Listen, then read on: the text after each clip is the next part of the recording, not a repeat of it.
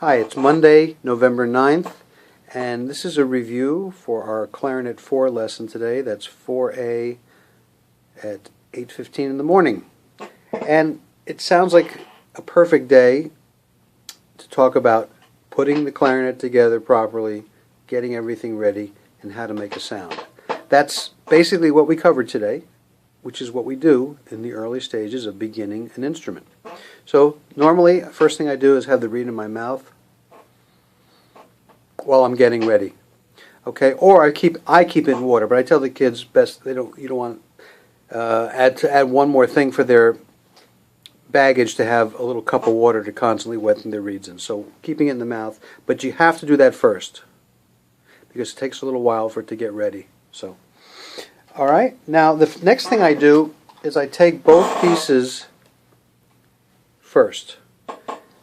The upper joint in my left hand, the lower joint in my right hand.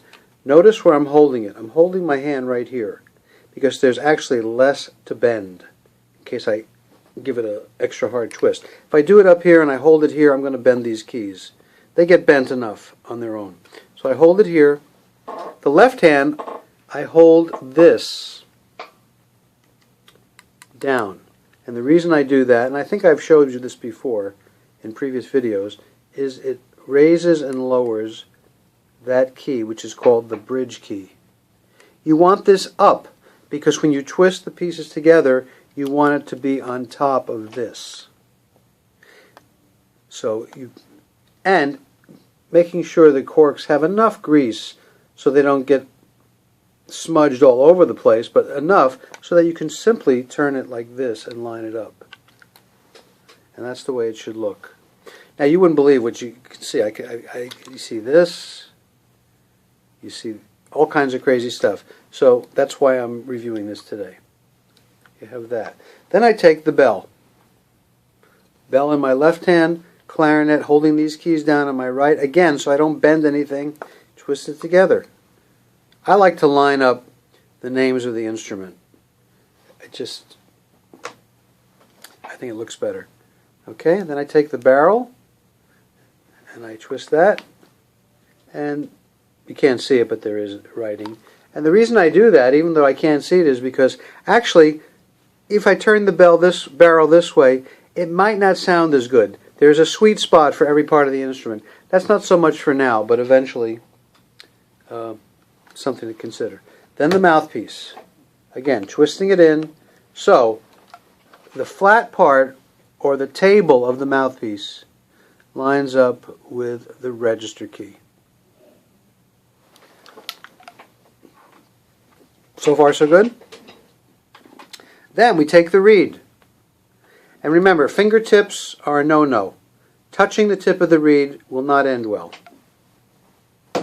So I take the reed, and against the table of the mouthpiece and the flat part of the reed, I put them together. And then, without adjusting it, I carefully put the ligature on top. Slide it down. You don't have to loosen the screws all the way up.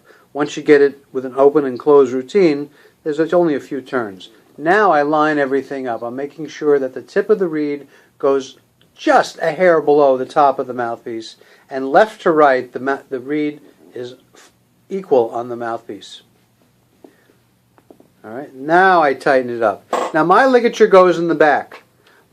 Almost every ligature that your child rents has the two screws in the front. Not on the side, on the front. Okay, there you are. So there it is. Bell, lower joint, upper joint, barrel, mouthpiece, reed, ligature. That's it. Now, how do we hold it? Glad you asked. The right hand goes on the bottom. Right hand on bottom, and behind the clarinet is a thumb rest. And even with the smaller kids, I ask them to put the thumb rest between the knuckle and the fingernail, like this. I can't really turn that far, but maybe you can see it. Not this. If you do this, your fingers are going to be over here. Knuckle in first. the left hand goes on top, and the first note that we play, that we learn, is an E. First line of the staff. Thumb in the back, first finger in the front. That's it. Now, it's important not to let your fingers collapse, because if they collapse, you're going to open this key. That doesn't work for the E. Now, once again, to make a sound, the teeth have to go on the top. For a tiny bit. Tiny. No more than that. Don't go up to here. Your teeth should be about there. In fact, you can see the teeth marks right there where I put my teeth. Then the rest of it is a smile and a sucking on the lemon imagination, which would be sour. So you smile and you go, ooh, ooh, and there you go. Teeth, lower lip goes slightly over the bottom teeth. Take a breath.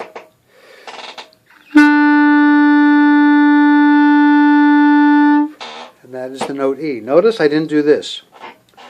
I used my tongue as if I was saying the word two.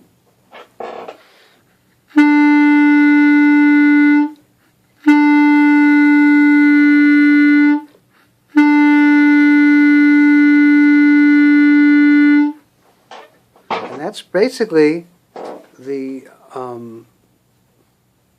that's what we've been doing the last couple of weeks.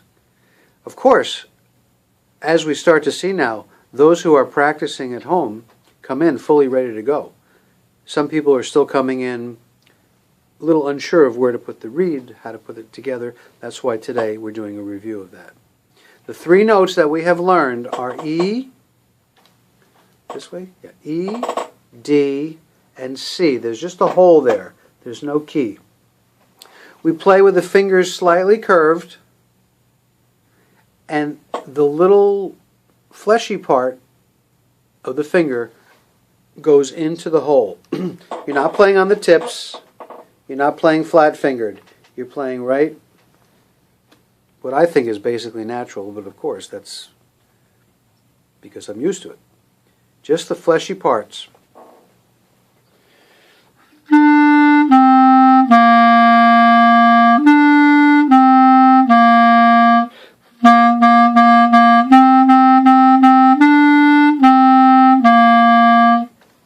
That's one piece we're going to learn, hot cross buns.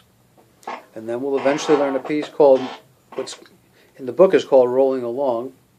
Most people think it sounds like Mary Had a Little Lamb.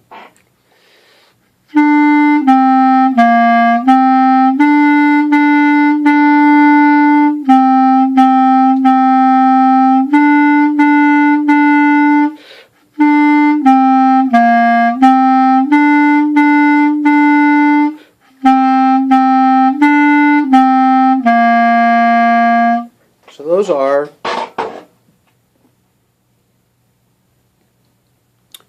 two of the earliest pieces we can learn with just those three notes on the left hand.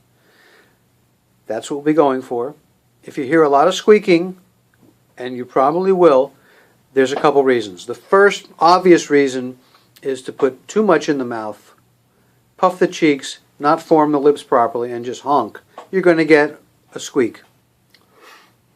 I'm not going to do that, but you're going to get a squeak. The other possible squeak reason is, again, for opening this key when you shouldn't. If I'm playing an E and I collapse on that finger, it cancels it. The other is not covering the hole. So if I'm going to play an E, but my finger, it's more common on D. See how it's only partially fingered covering? It's not going to come out. Those are basically the reasons. Oh yes, assuming the reed has not been chewed up at breakfast time. The reed can't have any chips or pieces taken out. How long can you play a reed? Well, if they're practicing every day, and I think there's probably a few people who are, really maybe 2 weeks, and the reed will start to get soft and not respond well. So those are the clarinet basics that we're working on, and I hope you can if you're a student watching this, I hope you have heard all these things in class. And if you're a parent, you know what to look for. And when your child is practicing, one thing to do that's you can check if the teeth are on the mouthpiece, like this. If you go gently and try to wiggle it back and forth, and it wiggles, the teeth are not on. And if you just ask them to just firm up a little bit around their lips, it'll stop wiggling as well as put their teeth on.